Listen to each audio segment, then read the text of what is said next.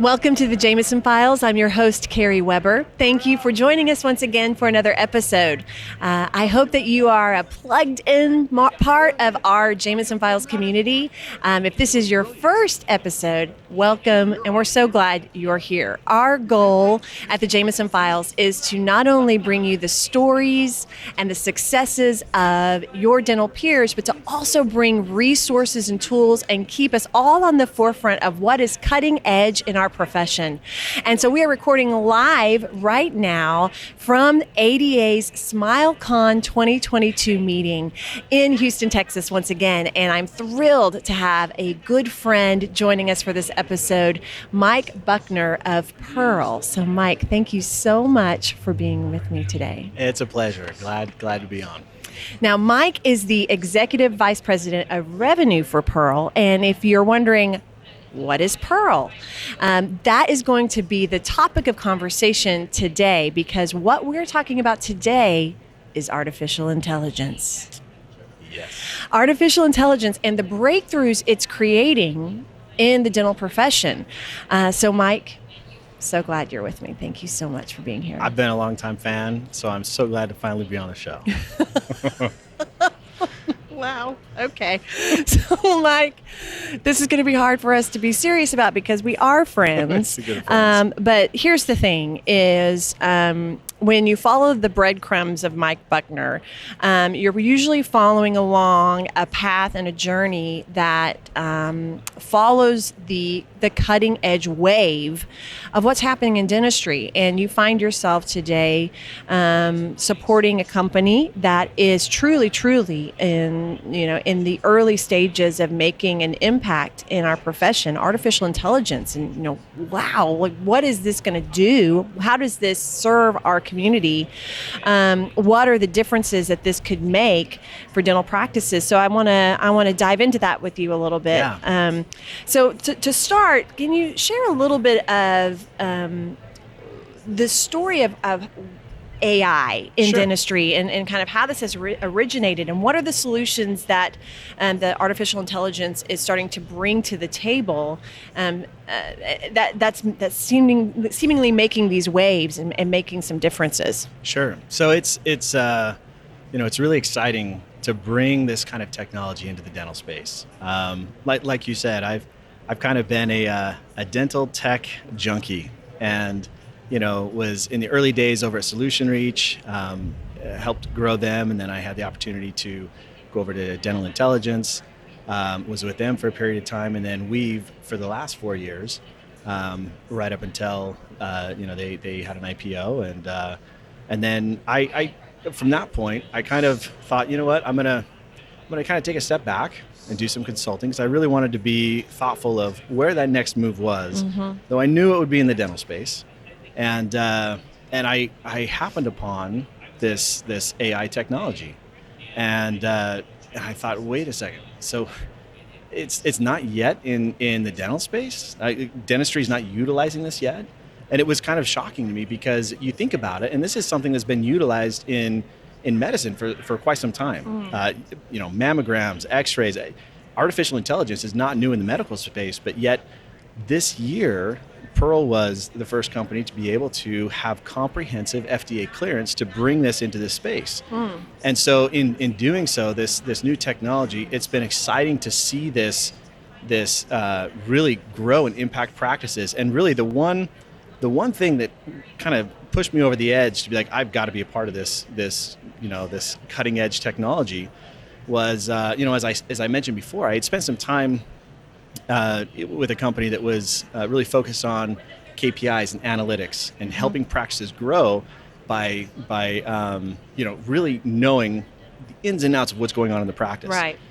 But for the first time ever with Pearl, a company, a practice can now actually get a very comprehensive report of all of the undiagnosed treatment in a practice. Not unaccepted treatment, but undiagnosed treatment in a practice. And we can do that by analyzing these X-rays.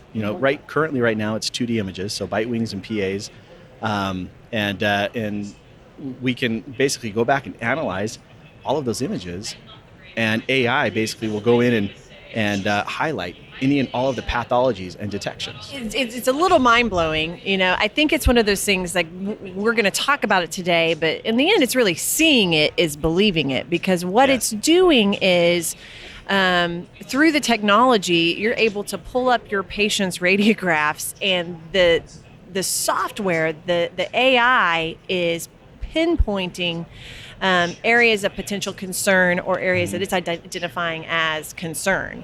And so it's almost like it's your wingman It is. as a diagnoser in terms of treatment and needs for your patients. Is that a safe way to describe it? So we have two platforms at Pearl, and one of them is called Second Opinion. It really is kind of your second set of eyes. And when you think about it, and you think of, for all industries in healthcare, with all the radiographs and x-rays that are taken and scans, the number of x-rays that our practices are viewing every day. Yeah. And this is still the black and white images. These are the black and white x-rays. And what's interesting is, the human eye can only pick up between 30 and 50 different shades of gray.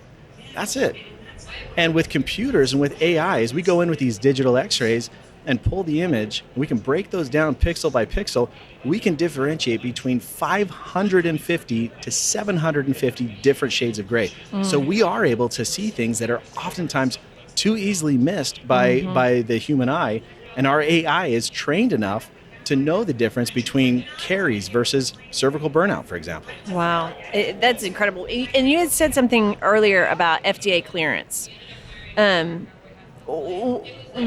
me about that. What's so key about that, and where's Pearl stand in that realm? So this was kind of new for me, because all the other software companies I had been a part of in the past, we didn't have to worry about FDA clearance. But with this software and this technology, as is being utilized as a medical device, as a disease detection device, it needs to be FDA cleared. Okay. And especially as this is designed to be patient-facing. So if you think about it, you go into the dental practice, and I know that this happened to me when I switched dentists, years ago. Went into the dental practice, my new dentist, he pops up the x-rays, and he proceeds to point out, like, yep, we have this and this and this. And I'll be honest, like, I didn't know what he was looking at. Yeah. It didn't make sense to me. And for me, it was like I could have been looking at like a bunch of ink blots. I'm like, whatever. But now for a doctor to be able to say, here's what's going on in your mouth, right? Here's the images with the AI pointing out, highlighting, not just that caries is present, but that, 62% of the caries is in the dentin, 5% into the enamel, et cetera. The full breakdown of where that's penetrated, now it helps that patient truly understand what's going on. And the doctor can say, now, Mike, all of our x-rays in the practice, all of our x-rays are analyzed by an FDA cleared platform software to basically, show everything that, and we're not saying diagnose. We're not diagnosing. We are highlighting detections and opportunities, and leaving it to the clinician to show. So when we talk about FDA clearances, I know this is a long-winded answer to that, but we talk about FDA clearances, and right now, Pearl is the only company that has a comprehensive list of FDA clearances, meaning not just one or two things that are FDA cleared, but clearance for caries, periapical radiolucency, calculus, a number of different pathologies, as well as having it be FDA cleared for ages of the age of 12 years of age and up, as well as we are the only company now that is FDA cleared for bite wings and periapicals. So it is, again, if you're showing AI detections to a patient, and these AI detections are not FDA cleared for what you are showing them for, it is illegal. Okay. Yeah. So there's that. There's that.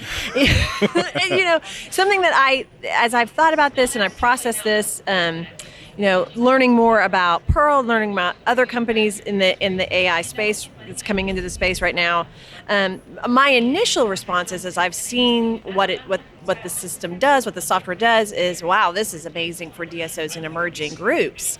So if you're in a DSO or an emerging group, this is a very interesting resource to me for your clinical directors to mentor and train young up and coming dentists in treatment diagnosis, Right. and treatment planning and quality control. I can see the opportunity that this could bring to leadership in emerging groups and larger DSOs.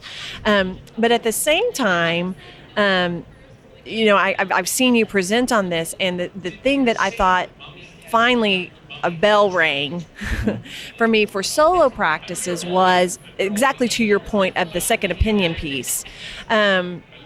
What we know in patient education and treatment presentation is how important visual aids are for learning and understanding. We as human beings are visual learners, and that's why we've always been huge proponents of photography, intraoral cameras, scanners, and so on. And this, I feel like, fits in that space for patient education. It totally does. And so not only helping the provider in diagnosis, but also in education to say, we always believe in the trust, in building trust and need, urgency, and value in the treatment and the relationship with you. And if trust is still in the process of being built, this can really help support the trust in what you're diagnosing. Is that what you're seeing or Absolutely. Experiencing? So when it comes to case acceptance, there's a few things that really play into that, right? You have, especially when the doctor comes in the room, you have a very limited window of time to build trust and to get that patient, trusting on a level enough to accept treatment. And they have to believe in the practice. They have to trust the practice. They have to trust the dentist, right? And they have to understand what's going on. And so, especially for an educational component here, that's everything. We're in the day and age where you go to the doctor tells you what's going on. What's the first thing you do? You Google it. Right. Dr. Google, and you can tell the patient straight up what it is, but the doctor's like, the patient's in the background going, hold on, let me look at this, right? So to have that technology that is backing up and used as a support to what the dentist is seeing, but then also what's really cool is AI can come in and analyze the anatomy of the tooth. So now the conversations with the patient that are, hey, the caries is encroaching into the pulp, or we're really close to the pulp. It's right now into the dentin, the cementum, and the patient's saying, okay, you're spouting out a lot of jargon I don't understand.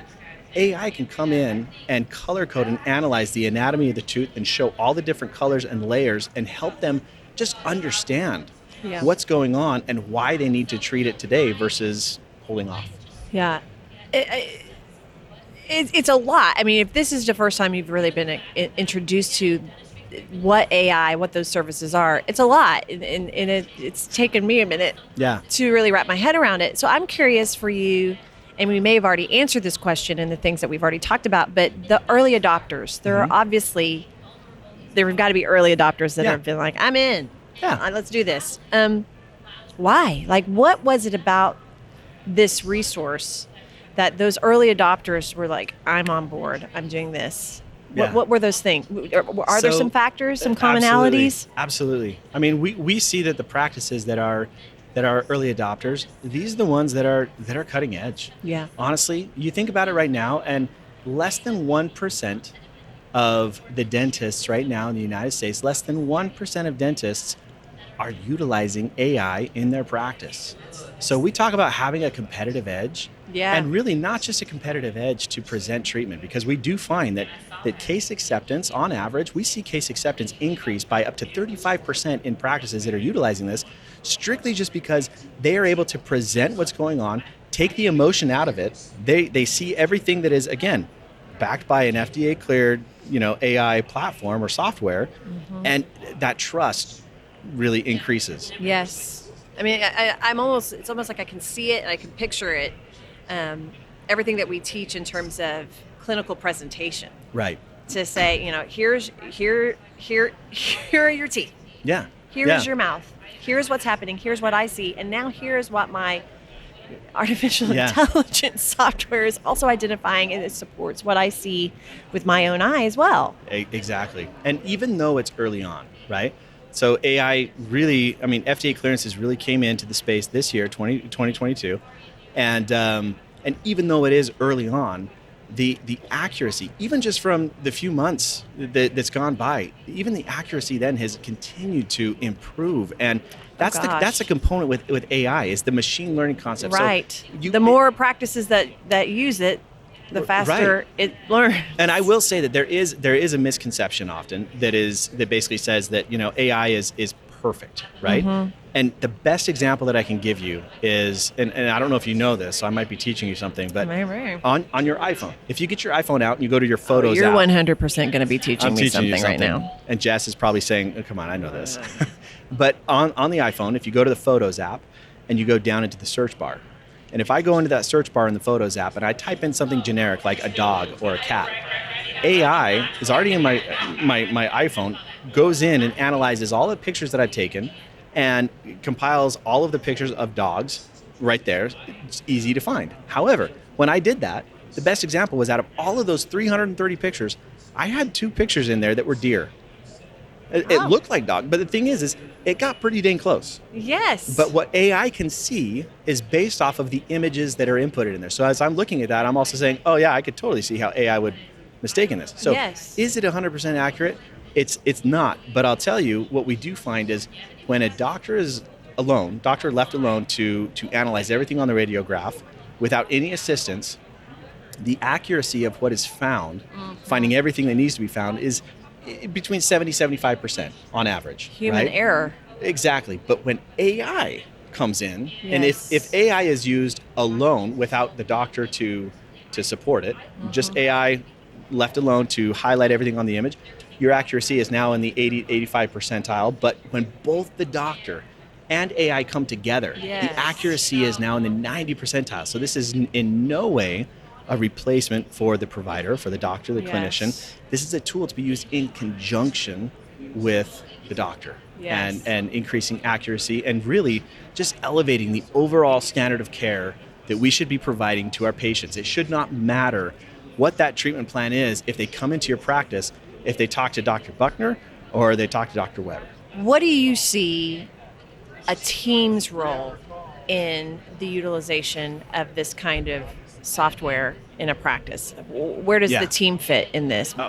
So this is kind of where I really nerded out when I found out about this, because so much of my time in the last few years has really been spent on, reactivating patients and filling the schedule and patient communication. But I would oftentimes get the comment from office managers or from doctors that would say, Mike, I don't want to necessarily reactivate every patient that's overdue. I don't want to bring in every patient. If I have a hole in my schedule, I don't want to just fill it with a prophy. Right? So now with AI, we can generate these AI-driven lists where we can get a very specific list of patients who are overdue for treatment. And now with all of the AI analysis to show what truly is undiagnosed. Wow. And we can filter that and go off of, prioritizing it. So that instead of your, Wednesday 2:00 opening is now filled with a prophy, we're now bringing in your SRPs. We're now bringing in your implants, your restoration cases, that now that production per visit and overall patient care just goes up. Wow. I mean, it's really remarkable. And,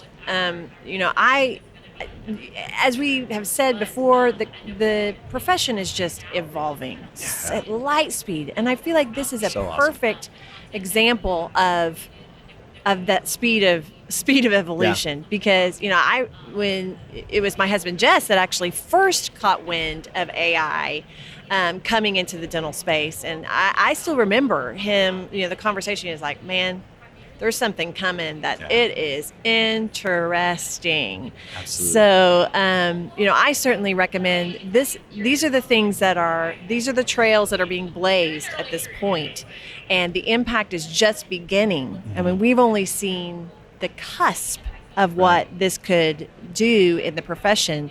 So if this has piqued interest, Mike, where do people go? How can they learn more about Pearl specifically and learn a little bit more about AI and what role it could play in their practice? Sure. So our website is hellopearl.com. Hellopearl.com. Yep, hellopearl.com. And you can go to the website. There's several case studies in there that you can pull up and you can look at. You can also register for someone to reach out, and they'll kind of walk you through what the platform does. More than welcome to reach out to me as well with any questions. My email is mike@hellopearl.com. Okay. So go ahead and shoot me an email with any questions you have. I'd be happy to answer any and follow up. Okay, awesome. Well, to me, this is a perfect example of going back to looking at your needs, doctors, teams, where are you now, where you want to be? What kind of resources and tools do you need to get you closer to performing at the level you want to be performing at? Where do you need help? And if the things that we've talked about today are some of the solutions or the needs that you have, be continuously curious. Always be seeking of how you're going to evolve. As Kathy Jameson says, there's no such thing as status quo. You're either going up or you're going down. So we want to be on a continuous path of improvement. And the future looks bright, and it also looks like AI. So, right. Mike, thank you so much for joining us Thank today. you. I'm so grateful fun. that you're here with us. And thanks to all of you in the Jameson Files community for being with us once again. We'll see you next time. Thank you for joining us on this episode of the Jameson Files. Visit us online at jmsn.com. You can subscribe to this podcast on iTunes, Google Play Music, or Spotify. See you next time.